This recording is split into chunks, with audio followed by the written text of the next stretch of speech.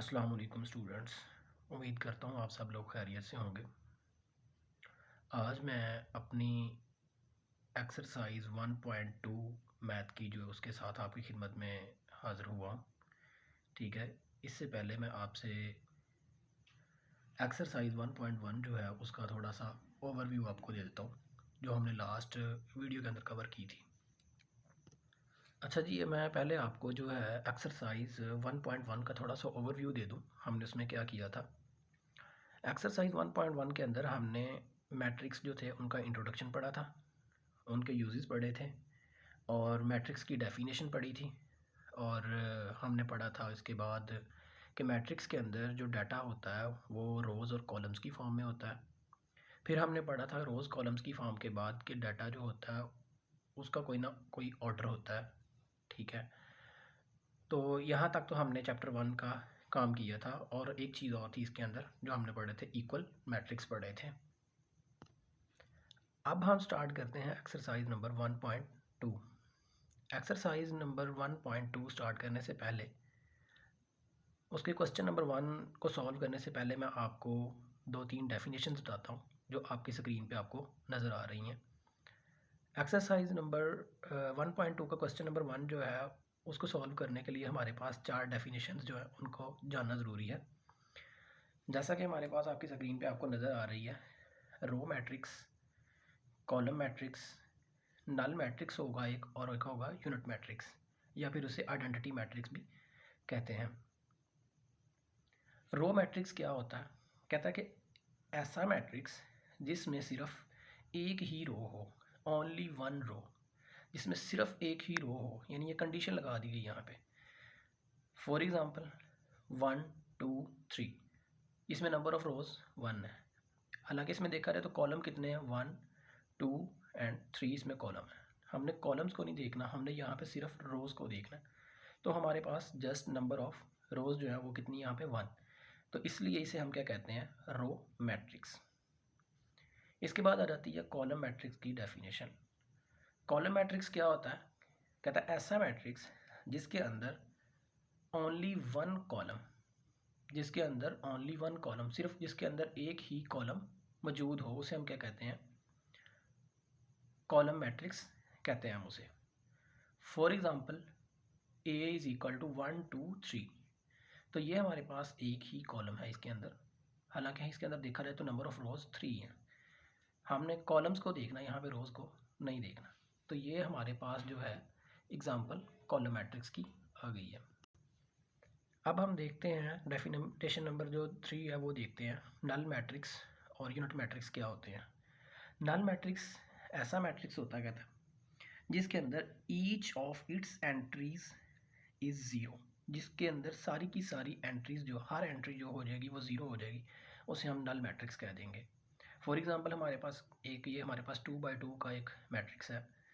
ठीक है, इसके अंदर जितने भी नंबर ऑफ रोज और कॉलम्स हैं और जितनी भी एंट्रीज हैं इसके अंदर, वो सारी ही ज़ीरो हैं, तो इसे हम नल मैट्रिक्स कह देंगे। यूनिट मैट्रिक्स क्या होता है? उसे हम दूसरा नाम देते हैं आइडेंटिटी मैट्रिक्स भी कहते हैं। कहता है एक ऐसा डायगोनल मैट्रिक्स जिसे हम आइडेंटिटी मैट्रिक्स या फिर यूनिट मैट्रिक्स कहते हैं, अगर उसके अंदर डायगोनल एंट्रीज जो होंगी वो 1 होंगी। ठीक है, यानी उसका डायगोनल की सारी एंट्रीज 1 होंगी। जैसा कि आपके पास ये ऊपर वाली एग्जांपल में बताता हूँ आपको, ये 0 और 0, ये हमारे पास जो है ये डायगोनल होता है। ये डायगोनल वाली एंट्रीज जो सारी की सारी आपके पास 1 होनी चाहिए, तो वो चाहे 2x2 का मैट्रिक्स हो, चाहे 3x3 का हो, जो भी हो, वहाँ पे 1 होंगी सारी की सारी एंट्रीज, तो वो आपके पास यूनिट मैट्रिक्स या आइडेंटिटी मैट्रिक्स होगा। इसकी एग्जांपल मैं आपके साथ नेक्स्ट पेज पे शेयर करता हूँ। जी स्टूडेंट्स, हम बात कर रहे थे पिछले पेज पे कि यूनिट मैट्रिक्स क्या होता है या फिर आइडेंटिटी मैट्रिक्स क्या होता है। उसकी एग्जांपल आपकी स्क्रीन पे आपको नज़र आ रही है। ये देखें, जैसे d is equal to that 1 0 0 1 है ना, तो यहाँ पे ये 1 और 1 ये डायगोनल है, तो ये डायगोनल पे जो 1 1 एंट्री है ना, ये हमें शो कर रही है क्या, ये एक यूनिट मैट्रिक्स है या फिर ये आइडेंटिटी मैट्रिक्स है। इस तरह से अगर हम 3x3 मैट्रिक्स में जाते हैं तो यहाँ पे 1 1 1 जो है ये क्या, हमारे पास ये भी एक आइडेंटिटी मैट्रिक्स है। और आइडेंटिटी मैट्रिक्स में आपने याद रखना है, डायगोनल के अलावा बाकी जितनी भी एंट्रीज होंगी ऊपर नीचे, वो सारी की सारी क्या होंगी, ज़ीरो होंगी। जैसे 2x2 मैट्रिक्स में देखें और ये 3x3 मैट्रिक्स में देखें, आपके पास सारी की सारी ज़ीरो आ गई हैं। अब हम चलते हैं क्वेश्चन नंबर 1 पे। क्वेश्चन नंबर 1 में हमारे पास जो है, हमने कहा था कि आइडेंटिफाई करें unit matrix, row matrix, column matrix and null matrix क्या होते हैं हमारे पास। ये हमारे पास सबसे पहला मैट्रिक्स है ए, तो इसे मैं लिखूँगा ए मैट्रिक्स जो हमारे पास क्या आ जाता है जी, नल मैट्रिक्स, क्योंकि इसके अंदर जितनी भी सारी की सारी एंट्रीज हैं ये सारी की सारी क्या है जी, ज़ीरो। तो इसे मैं लिखूँगा नल मैट्रिक्स। ठीक है जी। इसके बाद हम अगला क्वेश्चन देखते हैं। देखें जी, अगला क्वेश्चन है हमारे पास 2, 3 and 4 B is equal to something. तो इस क्वेश्चन में हमारे पास देखें तो एक ही रो है, ठीक है। तो हमने कहा था जिसमें सिर्फ एक ही रो होगी वो कौन सा मैट्रिक्स होगा, वो होगा रो मैट्रिक्स। तो मैं इसे लिखूंगा ROW,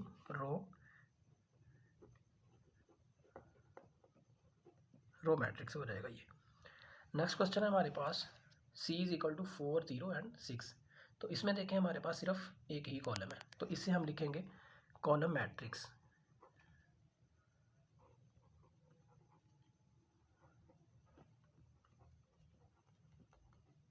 ठीक है जी। नेक्स्ट क्वेश्चन हमारे पास आ जाता है D is equal to that 1, 0, 0, 1। देखें ये हमारे पास एक डायगोनल मैट्रिक्स है, सॉरी आइडेंटिटी मैट्रिक्स है, क्योंकि इसके डायगोनल में देखें 1 और 1 है, ऊपर नीचे जो एंट्रीज है बाकी जो वो हमारे पास क्या है, वो ज़ीरो है। तो इसे मैं लिखूंगा डायगोनल मैट्रिक्स।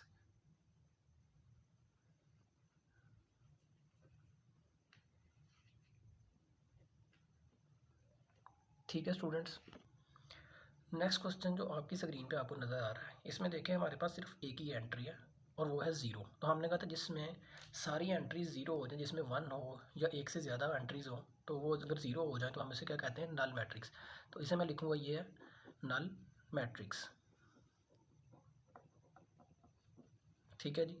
अब हमारे पास नेक्स्ट जो है F is equal to something. तो देखो इसमें हमारे पास सिर्फ एक ही कॉलम है, तो मैं इसे कह दूँगा कॉलम मैट्रिक्स।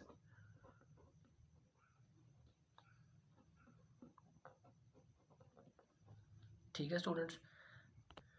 जी स्टूडेंट्स, हमारे पास आगे क्वेश्चन नंबर 2 के अंदर दो डेफिनेशन इसके अलावा और है जो इस क्वेश्चन के अंदर इन्वॉल्व होंगी। तो पहली हमारे पास जो डेफिनेशन आ जाती है वो है स्क्वायर मैट्रिक्स, कि स्क्वायर मैट्रिक्स क्या होता है। तो हम पढ़ते हैं ऐसा मैट्रिक्स जिसके अंदर नंबर ऑफ रोज़ इक्वल हो जाती हैं नंबर ऑफ कॉलम्स के, number of rows number of columns के बराबर चली जाती हैं, तो उसे हम बोलते हैं स्क्वायर मैट्रिक्स। जैसा कि ये देखें हमारे पास एक एग्जांपल है B is equal to that. इसका ऑर्डर देखें, इसमें 2 रोज़ हैं और इसमें 2 कॉलम्स हैं, तो इसका ऑर्डर जो है वो 2x2 है, तो इसलिए इसमें नंबर ऑफ़ रोज़ और नंबर ऑफ़ कॉलम्स इक्वल हो गई हैं, तो इसलिए हम इसे कहेंगे ये हमारे पास एक स्क्वायर मैट्रिक्स है।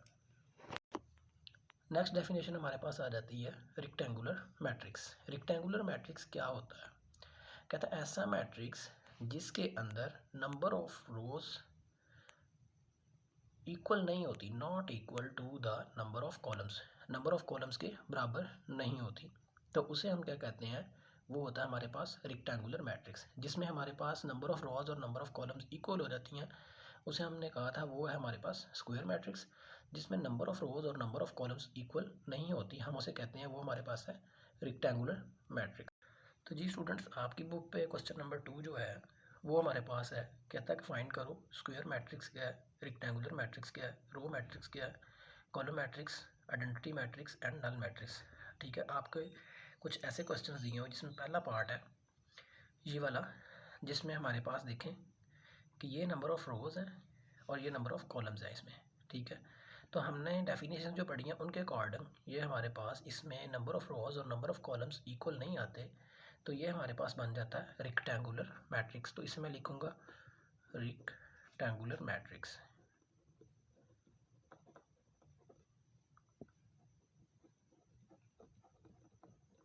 ठीक है जी। नेक्स्ट क्वेश्चन जो हमारे पास है, नेक्स्ट क्वेश्चन हमारे पास जो है, अब देखें इसमें है 3, 0 और 1। ठीक है, इसके अंदर सिर्फ एक ही कॉलम है, तो मैं इसे लिख देता हूँ, ये क्या है मेरे पास कॉलम मैट्रिक्स।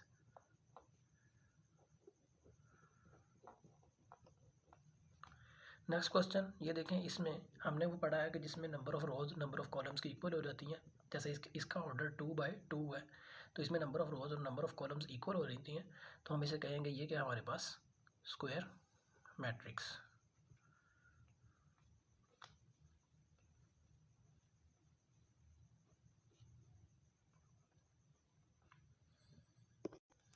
जी स्टूडेंट्स, नेक्स्ट पार्ट इसमें देखें हमारे पास, इसको हम कहेंगे आइडेंटिटी मैट्रिक्स, क्योंकि इसमें हमारे पास देखें कि नंबर ऑफ रोज और नंबर ऑफ कॉलम्स तो इक्वल है, ठीक है, लेकिन इसमें देखें कि डायगोनल पे जो एंट्रीज हैं वो 1 और 1 है। जब 1 और 1 डायगोनल पे आ जाता है तो हम उसे बोलते हैं आइडेंटिटी मैट्रिक्स या फिर यूनिट मैट्रिक्स भी बोल देते हैं, ठीक है। नेक्स्ट पार्ट देखें, आपके पास आपको स्क्रीन पे नज़र आ रहा है, इसमें नंबर ऑफ रोज और नंबर ऑफ कॉलम्स देखें क्या है, वो दोनों इक्वल नहीं है। तो हम क्या करेंगे, इसमें नंबर ऑफ रोज कितनी है, 1 2 और 3 नंबर ऑफ रोज आ गई हैं, लेकिन नंबर ऑफ कॉलम्स कितने आए हमारे पास, 1 और 2। नंबर ऑफ रोज और नंबर ऑफ कॉलम्स इक्वल नहीं है, तो हम कहेंगे ये हमारे पास बन गया क्या चीज़ जी, रेक्टेंगुलर मैट्रिक्स।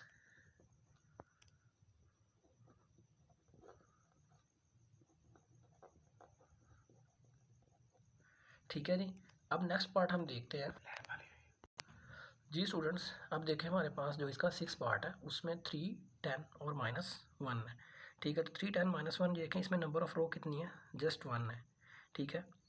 तो इसे हम बोलेंगे रो मैट्रिक्स, ठीक है जी। नेक्स्ट क्वेश्चन देखें, इसमें 1 0 0, ठीक है, इसमें नंबर ऑफ कॉलम्स कितने हैं, 1। हमने इसलिए हम सिर्फ इसी में करी जा रहा हूँ जल्दी जल्दी, क्योंकि देखें इसमें हमारे पास नंबर ऑफ रो थी 1, तो इसलिए मैंने करी है रो मैट्रिक्स। इसमें में देखें हमारे पास नंबर ऑफ कॉलम्स कितने 1, तो मैं कहता हूँ इसको कॉलम मैट्रिक्स,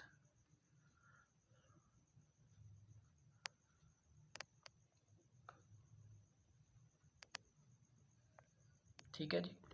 ये देखें जी, इसमें मैंने ऑलरेडी लिखा हुआ है कि ये वाला जो मैट्रिक्स है ये स्क्वायर मैट्रिक्स होगा, क्योंकि इसमें ऑर्डर जो है वो 3x3 है, यानी 3/3 इसका ऑर्डर है, तो इसलिए हमने इसे स्क्वायर मैट्रिक्स कह दिया, क्योंकि इसमें नंबर ऑफ रोज और नंबर ऑफ कॉलम्स इक्वल आ गई हैं। नेक्स्ट वाले में देखें, इसमें सारी एंट्रीज जो है वो क्या है, वो है सारी एंट्रीज वो 0 0 0 है, तो इसलिए हमने इसे क्या कह दिया, ये हमारे पास जो है ये नल मैट्रिक्स आ गया, ठीक है जी। तो नेक्स्ट क्वेश्चन देखते हैं। नेक्स्ट क्वेश्चन हमारा क्वेश्चन नंबर 3 है, तो उसके लिए हमें कोई 1 2 डेफिनेशन और देखना होगी, जिसके अकॉर्डिंग हम क्वेश्चन नंबर 3 को सॉल्व करेंगे। अच्छा स्टूडेंट्स, हम पीछे पढ़ के आए हैं कि डायगोनल, ठीक है, तो डायगोनल हमने बोला था कि ये वाला जो है ना वही डायगोनल होता है, ये वाला जो चीज़ होती है, ठीक है। तो डायगोनल मैट्रिक्स फिर क्या होगा, ये तो डायगोनल हो गया ना, लेकिन डायगोनल मैट्रिक्स क्या होगा, तो हम कहेंगे डायगोनल मैट्रिक्स ऐसा मैट्रिक्स है if at least any one of the entries of its diagonal is not zero, तो हम कहेंगे कि उसकी जो डायगोनल की कम अज़ कम एक एंट्री जो होगी वो ज़ीरो नहीं होगी, and non diagonal entries are zero, तो नॉन डायगोनल यानी ये वाली जो ऊपर नीचे हो जाएंगी डायगोनल की 0 0 0 0 0 0, ये सारी बाकी ज़ीरो होंगी हमारे पास, ठीक है जी। तो ये देखें 1 2 3, ठीक है, इस एग्जांपल में तो ये इसमें कोई ना कोई एक तो नॉन ज़ीरो है कम अज़ कम, तो ये सारी नॉन ज़ीरो है 1 2 3 जो है। अब देखें ये एक ये हुई ज़ीरो हो गई, ये 1 आ गया, ये 2 आ गया, तो ये दो नॉन ज़ीरो इसमें आ गई। अगर यहाँ 2 0 हो जाता तो फिर भी कम अज़ कम हमारे पास 1 बचना था, वो एक नॉन ज़ीरो होना था, तो इसलिए हम इसे क्या कह देंगे, ये एक डायगोनल मैट्रिक्स है, क्योंकि इसके डायगोनल पे जो है वो सारी की सारी जो वो अभी हमारे पास जो है नॉन ज़ीरो है, ठीक है। इसमें जो दो नॉन ज़ीरो हैं, अगर एक भी नॉन ज़ीरो होती तो हम इसे बोलते ये डायगोनल मैट्रिक्स है। जी स्टूडेंट्स, तो नेक्स्ट हमारे पास जो डेफिनेशन आती है क्वेश्चन नंबर 3 को सॉल्व करने के लिए, वो है हमारे पास कि स्केलर मैट्रिक्स क्या होता है। कहता है स्केलर मैट्रिक्स ऐसा मैट्रिक्स होता है जिसमें डायगोनल पे जो एंट्रीज होती हैं, if all the diagonal entries are same and non zero, तो कहता है जो डायगोनल वाली एंट्रीज है ना, जैसे ये 2 2, ये सेम होनी चाहिए, ठीक है, और वो नॉन ज़ीरो होनी चाहिए, तो इसे हम क्या कहेंगे, ये हमारे पास हो जाएगा एक स्केलर मैट्रिक्स। जैसे 2 2 2 है, 3 3 3 हो, 4 4 4 हो, कुछ भी फॉर एग्जांपल हो, यहाँ पे अगर 1 1 1 हो जाए तो फिर वो यूनिट मैट्रिक्स या आइडेंटिटी मैट्रिक्स बनना था। अब यहाँ पे 2 2 2 आ गया, तो ये हमारे पास स्केलर मैट्रिक्स है। या फिर इसे हम स्केलर मैट्रिक्स कहेंगे। जी स्टूडेंट्स, ये देखें मैंने क्वेश्चन नंबर 3 ऑलरेडी सॉल्व किया हुआ है, जिसका ए पार्ट है 4 0 0 4। तो ये 4 4 जो है ये इसके डायगोनल पे है, तो ये एंट्रीज सेम हो गई हैं। तो इसे मैंने क्या कह दिया, ये मेरे पास बन गया स्केलर मैट्रिक्स। मैंने कहा था डायगोनल पे जब एंट्रीज सेम हो जाएंगी तो स्केलर मैट्रिक्स होगा। बी पार्ट में मैंने क्या किया, 2 0 0 -1। देखो अगर अब सेम भी नहीं है यहाँ पे, ठीक है, और दूसरी बात यहाँ पे 1 1 भी नहीं है, क्योंकि हमने 3 इसके अंदर क्वेश्चन है हमारे पास, ये डायगोनल होगा या फिर ये स्केलर होगा या यूनिट मैट्रिक्स होगा, ठीक है। तो हम कहेंगे ये हमारे पास क्या हो गया, ये हो गया हमारे पास एक डायगोनल मैट्रिक्स, क्योंकि यहाँ पे ये ना तो 1 1 है, 1 1 होता तो यूनिट हो जाना था, अगर यहाँ पे सेम होती तो वो हो जाना था हमारे पास स्केलर। तो ये डायगोनल मैट्रिक्स हमारे पास हो गया, क्योंकि इसलिए डायगोनल हुआ हमारे पास क्योंकि यहाँ पे इसके अंदर जो एंट्रीज हैं वो नॉन ज़ीरो हैं। ये देखें हमारे पास एक सी पार्ट है, सी वाले मैट्रिक्स के अंदर क्या कहता है, कहता है ये एक यूनिट मैट्रिक्स है। क्यों यूनिट मैट्रिक्स है, क्योंकि इसके देखें डायगोनल के 1 और 1, ठीक है, तो ये इसलिए यूनिट मैट्रिक्स बन गया। नेक्स्ट वाले को देखते हैं, ये एक डायगोनल मैट्रिक्स है। क्यों एक डायगोनल मैट्रिक्स है, क्योंकि इसके डायगोनल पे कोई ना कोई एक एंट्री नॉन ज़ीरो पड़ी हुई है, तो इसे हम क्या कहेंगे, डायगोनल मैट्रिक्स कहेंगे। नेक्स्ट वाले पार्ट में हम देखते हैं, ये देखें जी, जैसे कि हमारे पास E is equal to that है 5 - 3 2 बन जाएगा, 1 + 1 2 बन जाएगा, तो ये यहाँ पे सेम हो गया, डायगोनल की एंट्रीज जो है 2 2 आ गया, तो ये हमारे पास एक स्केलर मैट्रिक्स बन जाएगा, ठीक है जी। अब हम जाते हैं नेक्स्ट क्वेश्चन को देखने के लिए। नेक्स्ट क्वेश्चन की जो है स्टेटमेंट वो है कि नेगेटिव मैट्रिक्स आपने फाइंड करने हैं। फ़र्ज़ करें हमारे पास कहता है कि एक ए मैट्रिक्स है, तो उस मैट्रिक्स को हम नेगेटिव मैट्रिक्स कहेंगे और उसको हम नेगेटिव माइनस और साथ मैट्रिक्स का नाम लिखेंगे, जैसे मैंने यहाँ पे ए लिखा हुआ है। तो कैसे है वो बनेगा, जब हम उसको क्या करेंगे, उस सारी की सारी जो एंट्रीज़ हैं उनके साइन चेंज कर देंगे, changing the science of all the entries of matrix, जैसा कि ये ए एक मैट्रिक्स है। ये देखें हमारे पास एग्जांपल आ गई नीचे। इस एग्जांपल में देखें हमारे पास ये ए एक मैट्रिक्स है, तो ए मैट्रिक्स के अंदर हमारे पास देखें 1 -2 3 4, तो ये माइनस वाला जो होगा ये प्लस हो जाएगा और बाकी जो प्लस वाले ये सारे माइनस हो जाएंगे। तो ये देखें ए के साथ मैंने क्या लगा दिया बाहर माइनस, और ये बाकी जो थी प्लस वाली उनके साथ मैंने माइनस लगा दिया, और जो प्लस वाली थी उसके साथ मैंने माइनस लगा दी, प्लस माइनस वाली के साथ मैंने प्लस लगा दिया, ठीक है। तो इनको मैंने क्या किया, इनके साइन चेंज किए, जस्ट जब साइन चेंज किए तो ये नेगेटिव मैट्रिक्स बन चुका है। जी स्टूडेंट्स, अब देखें हम क्वेश्चन नंबर 4 सॉल्व करने जा रहे हैं। जैसा कि क्वेश्चन नंबर 4 की स्टेटमेंट है हमारे पास कि find negative matrix A B C D and E, ठीक है। जैसे हमने पीछे डेफिनेशन पढ़ी, हमने कहा कि नेगेटिव मैट्रिक्स वो होता है कि उसके साथ हम नेगेटिव का साइन लगा देते हैं मैट्रिक्स के साथ, और उसकी एंट्रीज जो होती हैं उनके साइन चेंज कर दिए जाते हैं। जैसा कि ये देखें हमारे पास ए एक मैट्रिक्स है, ठीक है, इसके अंदर देखें ये प्लस है ये माइनस है, तो ये प्लस वाली को हमने क्या कर दिया, माइनस कर दिया, और इस माइनस वाली को हमने कर दिया प्लस कर दिया, और इस ए मैट्रिक्स के साथ हमने क्या लगा दिया, माइनस ए लगा दिया। बी मैट्रिक्स को मैंने ऐसे सॉल्व किया है, ये प्लस वाली थी, इनको मैंने क्या कर दिया, माइनस बना दिया, ये माइनस वाली चीज़ को मैंने प्लस बना दिया, ये प्लस वाली चीज़ को मैंने माइनस बना दिया, और हर मैट्रिक्स के साथ मैं क्या करी जा रहा हूँ, साथ माइनस लगाई जा रहा हूँ नेगेटिव मैट्रिक्स के लिए। और ये आपने क्वेश्चन जो है नेगेटिव मैट्रिक्स का ऐसे ही सॉल्व करना है। जी अब देखें नेक्स्ट सी पार्ट है हमारे पास, तो सी पार्ट के अंदर हमारे पास क्या है, ये एक मैट्रिक्स दिया है 2 6 3 2, ठीक है। तो इसमें देखें नेगेटिव मैट्रिक्स के लिए हमने क्या किया, सी के साथ हमने नेगेटिव लगा दिया, और जो दूसरे ऊपर 2 3 6 2 जो था वो प्लस के थे सारे के सारे, और यहाँ पे सारे के मैंने साइन चेंज करके माइनस के लगा दिए, नेगेटिव मैट्रिक्स बन गया। डी भी मैंने सेम इसी तरह सॉल्व किया, -3 -4 ये क्या हो गए, नीचे आके प्लस के हो गए, और ये प्लस के थे ये आके नीचे माइनस के हो गए, और डी के साथ मैंने लगा दिया माइनस, क्योंकि ये एक नेगेटिव मैट्रिक्स है। जी स्टूडेंट्स, देखें हमारे पास ई वाला पार्ट है, ई वाले पार्ट के अंदर हमने क्या करना था, नेगेटिव मैट्रिक्स ही फाइंड करना है। तो ये हमारे पास एक मैट्रिक्स है ई, तो इसके साथ मैंने क्या लगा दिया, मैट्रिक्स के साथ नेगेटिव, और अंदर जो एंट्रीज़ हैं ये मेरे पास 1 2 3 ये प्लस वाली थी, इनके साथ मैंने लगा दिया माइनस, और ये -5 को मैंने क्या कर दिया, +5 बना दिया। नेक्स्ट क्वेश्चन हमारे पास जो 5 वाला आपके पास आपकी बुक पे है, उसमें है आपके पास ट्रांसपोज ऑफ मैट्रिक्स आपने फाइंड करना है। ट्रांसपोज ऑफ मैट्रिक्स फाइंड करने के लिए वो कहता है कि क्या करो, एक मैट्रिक्स जो है वो हमें कैसे मिलता है, by interchanging the rows into columns or columns into rows. हम कॉलम्स को रोज़ में बदल देते हैं और रोज़ को या फिर रोज़ को कॉलम्स में बदल देते हैं। कॉलम्स को रो में या फिर रोज़ को कॉलम में बदल देने को क्या कहते हैं, हम ट्रांसपोज ऑफ मैट्रिक्स कहते हैं। इसकी हम नीचे एग्जांपल देखते हैं, ये आपकी स्क्रीन पे आपको नज़र आ रही नीचे। ये देखें एग्जांपल, वो कहता है ए इज़ इक्वल टू ये समथिंग मैट्रिक्स है, ठीक है।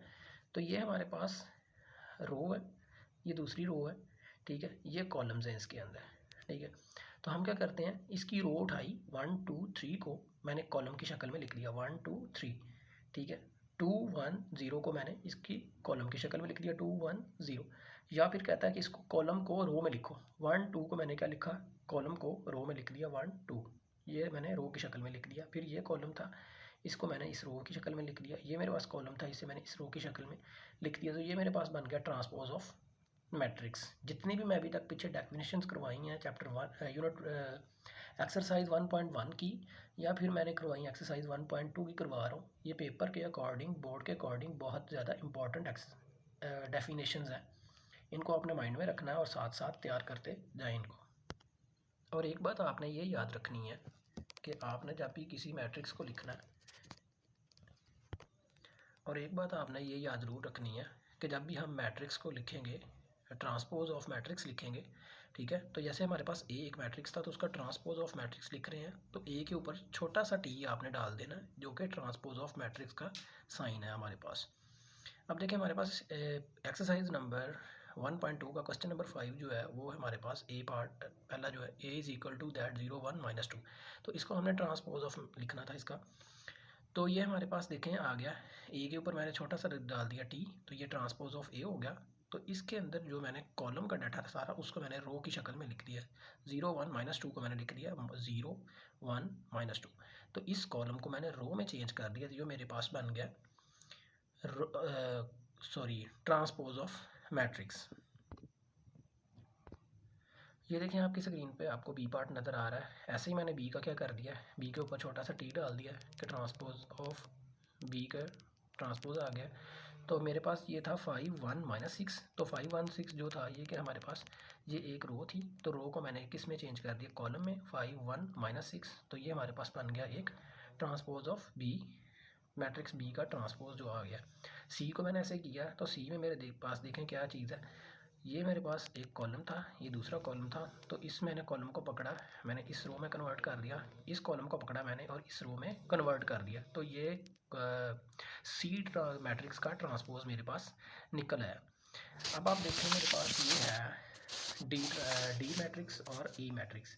तो डी मैट्रिक्स के अंदर आप देखें तो आपको नज़र आएगा कि डी मैट्रिक्स जो था इसके अंदर मैंने 2 3 पहली रो को पकड़ा, मैंने कॉलम में लिख दिया 2 3, ठीक है, रो की शक्ल में, कॉलम की शक्ल में, और 0 5 को मैंने पकड़ा और ये दूसरे कॉलम की शक्ल में मैंने लिख दिया। तो ये डी का ट्रांसपोज हमारे पास आ गया। ऐसे ही मैं क्या किया, मैंने एक ई जो है मैट्रिक्स उसको मैंने पकड़ के फिर मैंने क्या किया, उसके अंदर जो रोज़ थी उनको मैंने कॉलम्स की शक्ल में लिख दिया। तो ये ई का ट्रांसपोज निकला है मेरे पास। जैसे 2 3 पहली रो थी, इसको मैंने पहले कॉलम की शक्ल में लिख दिया 2 3, -4 5 दूसरी रो थी, इसको मैंने दूसरे कॉलम की शक्ल में लिख दिया। तो ये मेरे पास निकल आया ट्रांसपोज ऑफ ई। और लास्ट पे है मेरे पास F is equal to this one. तो मैंने 1 2 जो रो थी इसको मैंने कॉलम की शक्ल में लिख दिया 1 2 3 4, मेरे पास जो रो थी इसको मैंने कॉलम 3 4 की शक्ल में मैंने लिख दिया। तो ये मेरे पास जो है वो सेकंड कॉलम बन गया और ये ट्रांसपोज ऑफ एफ बन गया। जी स्टूडेंट्स, तो अब देखें हमारे पास है क्वेश्चन नंबर 6 का पार्ट नंबर 1 और 2, जिसमें ए और बी की वैल्यूज़ दी हुई हैं। तो 1 पार्ट जो हमारे पास है वो है ए का transpose is equal to A, और सेकंड पार्ट है बी के ट्रांसपोज का transpose is equal to B. मैं क्या करता हूँ, मैं यहाँ से लेता हूँ पहले पार्ट को मैं सॉल्व करता हूँ। ए के ट्रांसपोज का transpose is equal to A, मैंने यहाँ से लेफ्ट हैंड साइड ली ए के ट्रांसपोज का ट्रांसपोज। तो मैंने पहले लिखा A is equal to this one, ये मैट्रिक्स मैंने लिख दिया 1 2 0 1 इसकी एंट्रीज। फिर मैंने इसका ट्रांसपोज इतना सॉल्व करूँगा, पहले ए का ट्रांसपोज इज़ इक्वल टू इस एंट्रीज जो मेरे पास हैं इनके ऊपर भी मैं ट्रांसपोज छोटा सा टी डालूंगा, ठीक है जी। और नेक्स्ट देखें मेरे पास, ये है मेरे पास नेक्स्ट, जिसके अंदर कि ए के ट्रांसपोज और इधर मेरे पास क्या आ गया, इस ट्रांसपोज जब मैंने इस एंट्रीज का किया तो 1 2 मेरे पास रो थी, ये कॉलम में कन्वर्ट हो गई। और ये मेरे पास जो रो थी ये मेरे पास कॉलम में कन्वर्ट हो गई, ठीक है। तो ये मेरे पास ए का ट्रांसपोज निकल आया। अब मैं क्या कहता हूँ, इस ट्रांसपोज ए के ट्रांसपोज का फिर ट्रांसपोज करो, ठीक है जी। तो इसका जब मैंने फिर ट्रांसपोज किया तो मैंने यहाँ पे इधर एक और ट्रांसपोज लगा दिया, जो मैंने मैट्रिक्स का ट्रांसपोज पहले कैलकुलेट किया था उसके ऊपर मैंने ट्रांसपोज लगा दिया। 1 0 मेरे पास रो थी ये कॉलम में कन्वर्ट हो गई, 2 1 मेरे पास रो थी ये भी कॉलम में कन्वर्ट हो गई। तो ये ट्रांसपोज का फिर ट्रांसपोज हो गया, जो कि हमारे पास देखा जाए तो ए के इक्वल है। 1 2 0 1 ये ए की एंट्रीज थी, ठीक है।